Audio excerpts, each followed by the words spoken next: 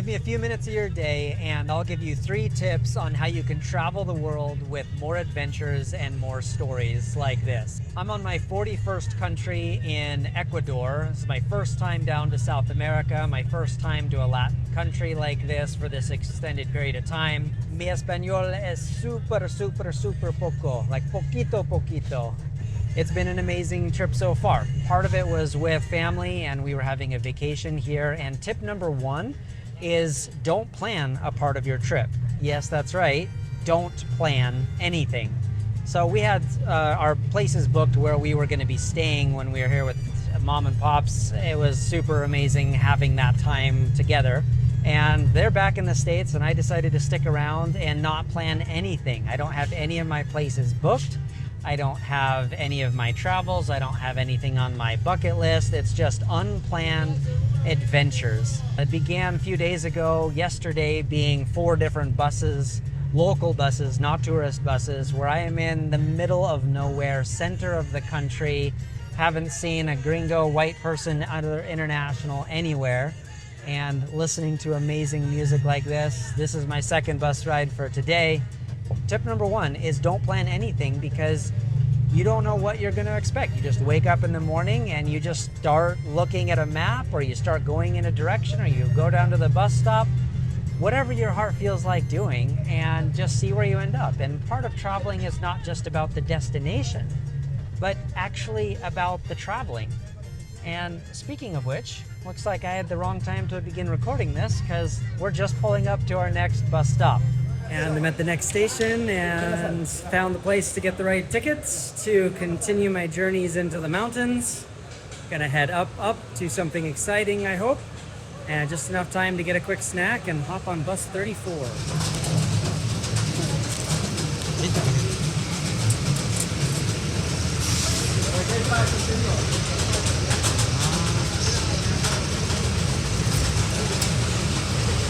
Just read my ticket, thought I was going to platform number 10, but I'm going to platform number 25.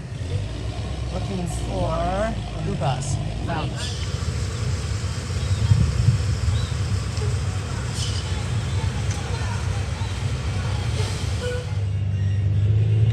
Before I get into tip number 2, I needed to wrap up tip number 1, which was don't plan a part of your trip. And I went to the extent of doing that to buying a one-way ticket down here. Flew out of Portland all the way south of the equator down into Ecuador for $178 on a one-way ticket. 178. That's it to get down to the southern hemisphere. Absolutely incredible that I'm here. And sometimes different countries make you have a round-trip ticket when they're going through customs. And you can do that, just buy a second trip out and then cancel it within 24 hours once you get in country. Anyhow, I'm here on a one-way ticket, which means I have no idea what airport I'm going to be flying out of. That leaves my itinerary completely open of which direction do I want to be going now. I think I have a general idea where I'm going to be flying out of now, so I'm kind of moving in that direction, but things could totally change. That's the beauty of it.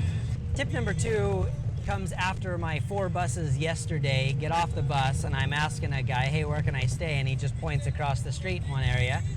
So I go over there and I find this older lady sitting down at the table. I ask her if it's a place I can stay and she said yeah.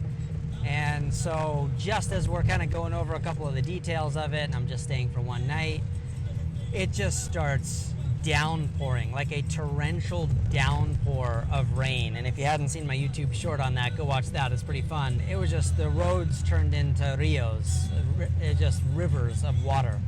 We're there and it's late enough in the day. I'd taken my 4 buses. I had snacked on the buses, but I was hungry, so I'm like, yo, hombres, I'm hungry. And she's like, oh, there's nothing here. And I'm like, okay, well, restaurante, cafe? No, nothing. I'm off the tourist track. When there's no restaurants, there's no cafes.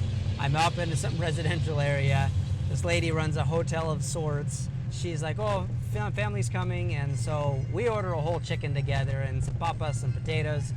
And before I know it, her husband comes home from work, and then she has a son come home, and then his wife comes home, and then another, I think it was a daughter, comes home, and her husband with their child, and then 2 neighbors.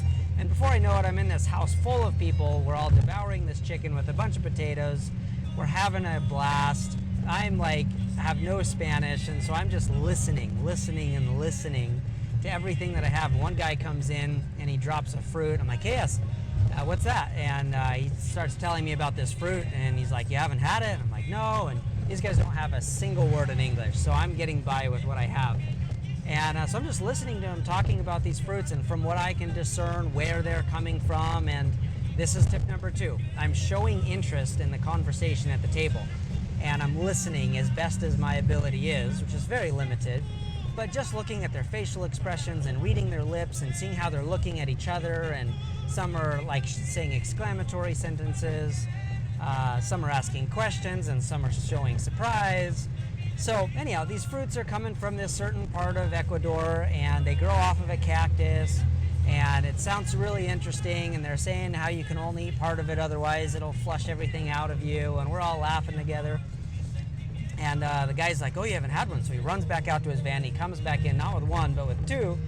It's para two. So these are two fruits for me. So I get those. I started talking about growing potatoes on our family farm in southern Idaho.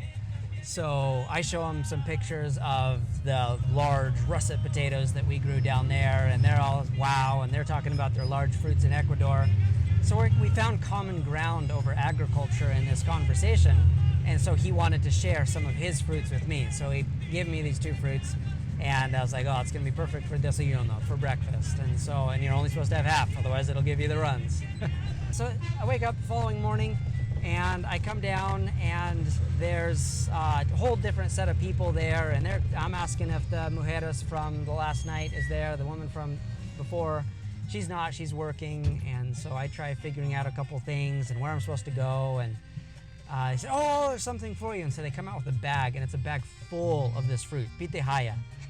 It's this incredible yellow fruit with spikes on it. I said, so here's a whole bag. And so the guy left me a whole bag because I said something before. I said, buenas noches, esta mañana. I said, it's like oro para mí. It was like, this is gold to me, having this type of fruit. And so he left me an entire bag of this fruit. Now, interesting thing is I can only eat half a day, otherwise I'm gonna have the runs, and I have a whole bag of it, and I'm traveling, so I'm lugging around this bag of all these fruits now, and I'm sweating, it's hot. I'm gonna have to barter some of this pitahaya for some other things, so that'll be interesting, using my limited Spanish, trying to barter some fruit for some other foods while I'm on this trip. I am so excited that I am gonna be gaining elevation today, because I am sweating like, I don't know what sweat's like a lot, but that's what I'm sweating like. So you're probably looking at this saying, Zach, why didn't you just open the window? And well, I did just open the window and let the wind just blow through my hair and dry me off a bit. The reason I don't have it open is because it's just too loud for this little microphone that I'm wearing here, and you guys wouldn't be able to hear these stories. So if you appreciate the sacrifice of sweat here that I'm making, leave a like on the video.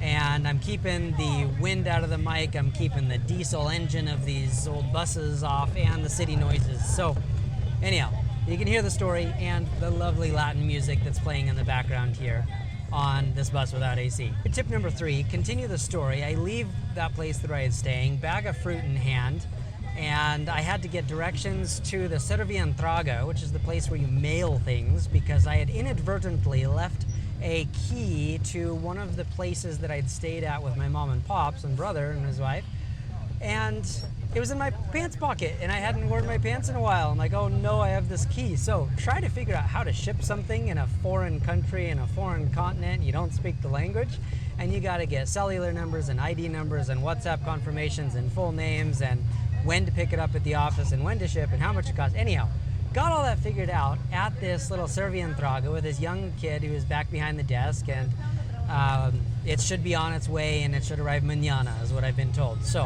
hopefully we will have a happy host of receiving her key back.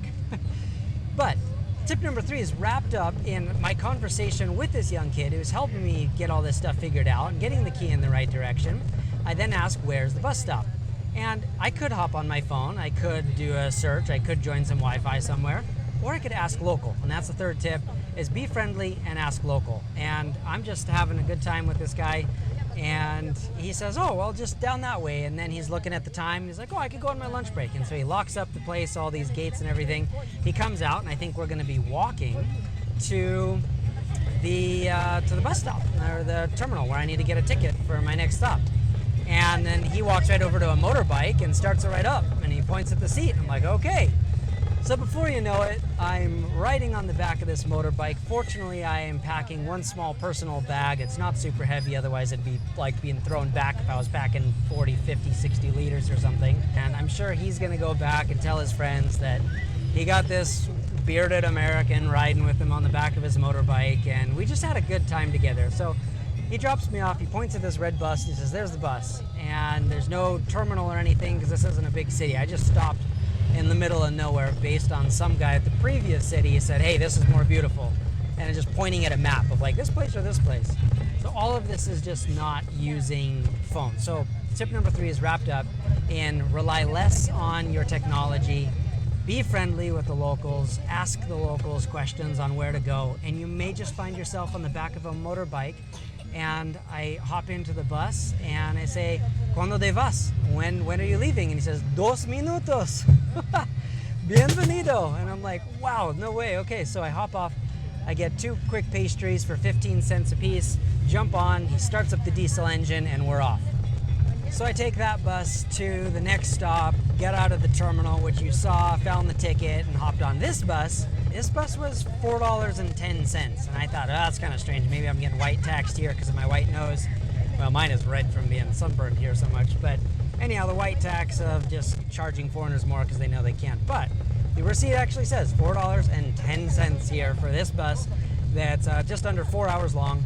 I figured, like, man, the timing of all of these buses lining up would not have happened if I wouldn't have had that little spontaneous motorbike ride from that kid, because I would have missed that bus because it was multiple hours. And when you have buses that long and people are waiting for the bus to stop, it's like you don't have these buses leaving every 10 to 15 minutes. It's more like every many hours, because I would have had to wait a long time, possibly even tomorrow, for this bus because it's so long. So we've been picking up people as we've been going through the city, and I guess there's a few more people in here now. But that's the journey of just knowing these tips, having parts of it unplanned and not relying too much on your phone, asking locals questions, listening intently, showing interest in their culture, sharing pictures from your side of the story and they're sharing some from theirs, and you get bags of fruit and motorcycle rides, and you hop on the right buses at the right time with only minutes to spare. And we're going down like so many dirt roads and potholes and stuff right now, and this is 4 hours and we're going up into the mountains and there's no AC. So if you appreciate the story on the no AC, again, leave a thumbs up. You want to see where I'm going to end up at higher elevation, because that is the key down here. When you were at the equator, everywhere is hot, and the only way to get away from the heat is up into the mountains. So that's where I'm headed. You want to follow along the journey, you know what to do. Subscribe, and I'll see you in the next video. And I'm going to open this window again and get a breeze across my forehead. What are you waiting for? Click the next video.